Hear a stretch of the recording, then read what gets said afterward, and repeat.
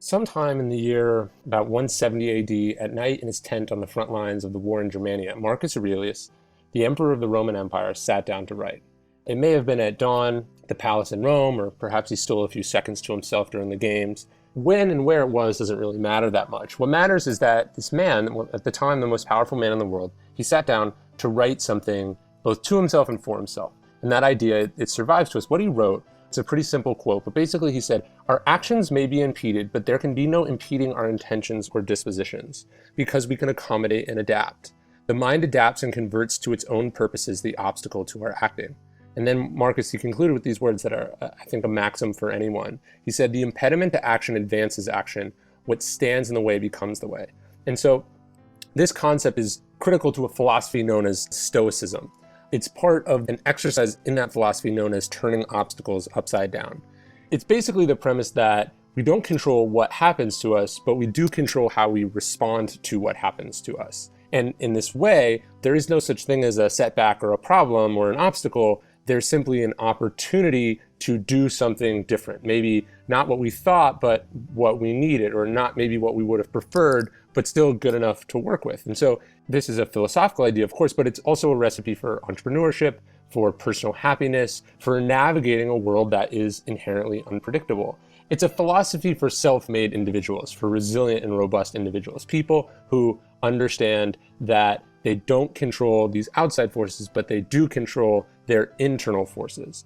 And so the book for me is the idea of taking this ancient philosophy that is both timeless and modern at the same time and illustrating it with historical stories, whether we're talking Thomas Edison or Ulysses S. Grant or Amelia Earhart or Gandhi, Erwin Rommel, the German general, to Demosthenes, the Athenian orator. John D. Rockefeller's another story I tell in the book. Even Steve Jobs. I'm looking at great men and women who throughout history have responded to problems and obstacle and adversity, some great and some small, but they've all responded to it in the same way, which is that they used it as an opportunity. In fact, it was these difficulties that made those people great. And so look, all of us, we have something in front of us. We have an obstacle, an issue, a frustration, an unexpected problem. Or if we're not encountering it right now, we will in the future. Well, what if that thing wasn't so bad? What if embedded inside of it were certain benefits for just you? What would you do if that was your attitude? How much better would you be? And the reality is most of us, when we're faced with problems, we are paralyzed. We're stuck. We say, this is unfair. I don't want it to be this way. We look to blame someone. We look to investigate what caused it instead of dealing with the actual thing that's right in front of us. And so, of course, we have fear and frustration and confusion and helplessness and depression and anger.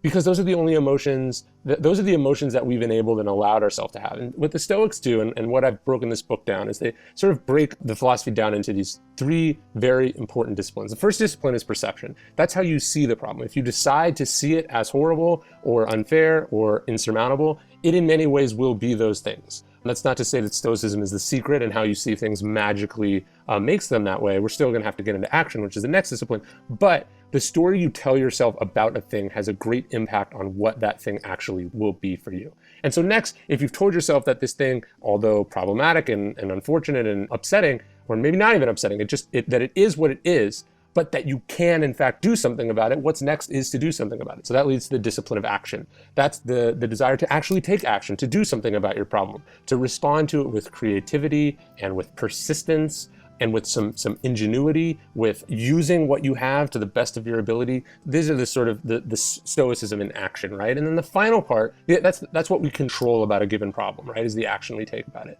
And then the sort of final third of the book is probably my favorite. This is the discipline of the will. Now, the will is looking at the parts of the things that we don't control, right? We don't control that we're all going to die. We don't control that people might try to hurt us in life, or they might try to screw us over. We don't control the fact that not only will that happen, but we're not always going to be prepared for it. So what do we do about that, right? So the discipline of the will is sort of building that inner fortitude, that strength. That's understanding our own mortality. That's understanding that there are things that are bigger than us, and there has to be causes bigger than us that we dedicate ourselves to.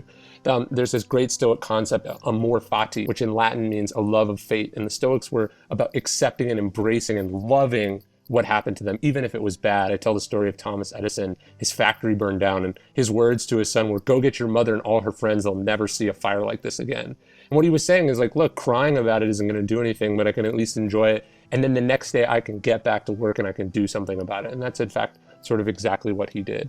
And so Stoicism is this idea that in everything that happens to us, there's a chance to practice excellence, to practice virtue, to improve our position in life. And this is an idea that is both very Western and very Eastern, right? There's also the Eastern saying, the Zen proverb, the obstacle is the path. And so the book is me combining these ideas. It's embracing, as Benjamin Franklin said, the things which hurt instruct, and focusing on, instead of how do we reduce adversity and obstacles in our life, how do we figure out how to take advantage of it? How do we learn how to seize the events that paralyze everyone else? And so I thought maybe I'd end. There's a quote from Marcus Aurelius again that I think embodies the ideas in the book quite well. He said, "Objective judgment now at this very moment, unselfish action now at this very moment, willing acceptance now at this very moment of all external events.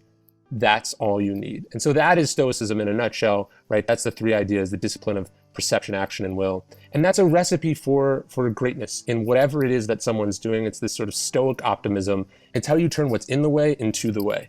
And that's the attitude I've tried to live my life by, because the people that I admire and the people that I respect and the people who have done great things throughout history, that's how they lived their lives.